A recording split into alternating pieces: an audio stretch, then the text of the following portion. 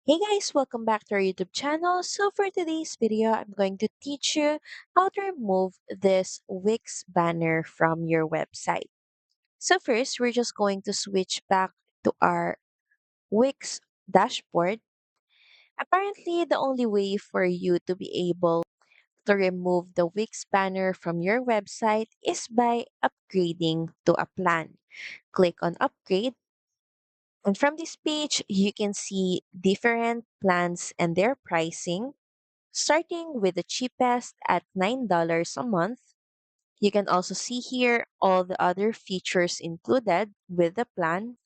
And by upgrading to any of these plans, we'll also remove this Wix banner that appears on your website.